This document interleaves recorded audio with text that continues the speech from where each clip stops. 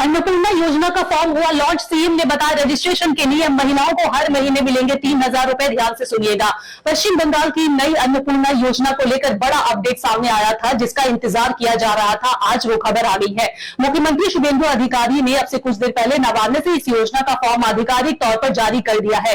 इस योजना के तहत पात्र महिलाओं को हर महीने 3,000 रुपए उनके खाते में दिए जाएंगे। सरकार ने साफ कर दिया है कि रजिस्ट्रेशन प्रोसेस अगले 90 दिनों तक चलेगी और फॉर्म ऑनलाइन व ऑफलाइन दोनों ही माध्यमों से भरे जा सकेंगे। मुख्यमंत्री शुभेंदु अधिकारी ने यह भी कहा है कि जब तक अन्नपूर्णा योजना के नाम दर्ज नहीं हो जाता तब तक यह लक्ष्मी भंडार योजना ही रहेगी और ये बंद नहीं होगी।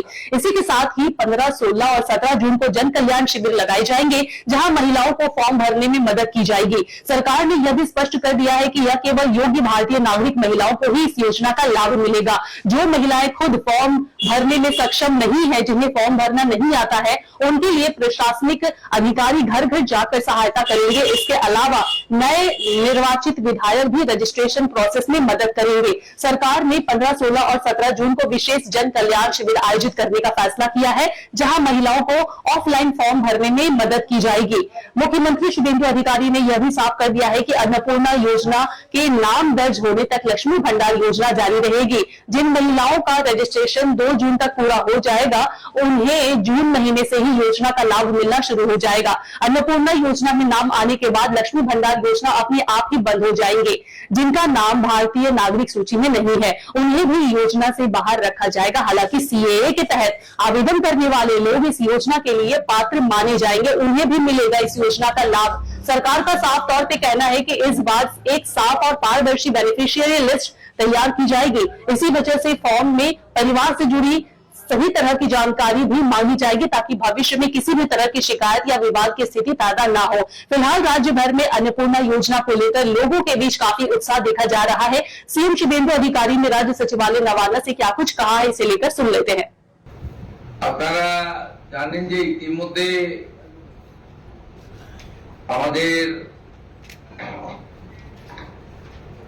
ভারতীয় জনতা পার্টির সংকল্প পত্রে আমরা বলেছিলাম যে আমরা সরকার তৈরির পরে দ্রুততার সঙ্গে অন্নপূর্ণা যোজনা চালু করব এবং উপযুক্ত ব্যক্তিরা অর্থাৎ মহিলারা তারা 1,000-এর বদলে 3,000 টাকা করে পাবেন। প্রথম ক্যাবিনেটে এটা মঞ্জুরি দেওয়া হয়েছে এবং আমাদের প্রাথমিক ধারণা ছিল যে লক্ষ্মীর ভান্ডারের প্রাপকদের তালিকাটা ভেরিফাইড, কিন্তু আমরা ভুরি অভিযোগ পেয়েছি যে ভোটার তালিকা থেকে নাম বাদ গেছে, স্থায়ীভাবে নাম বাদ গেছে এবং ট্রাইব্যুনালে বা সিএ তে অ্যাপ্লিকেশন করেননি এমন অন্তত 30 লক্ষের কাছাকাছি, অ্যাপ্রক্স বলছি, সংখ্যাটা আরো ক্লিয়ার হয়ে যাবে ফর্মগুলো ফেরত এলে, তারাও লক্ষ্মীর ভান্ডারের টাকা পাচ্ছে। মূলত অভারতীয়দের, যেহেতু এটা প্রাপ্তবয়স্কদের স্কিম,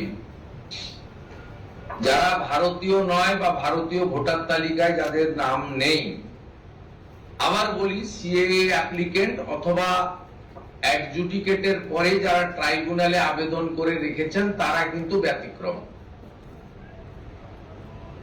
সেক্ষেত্রে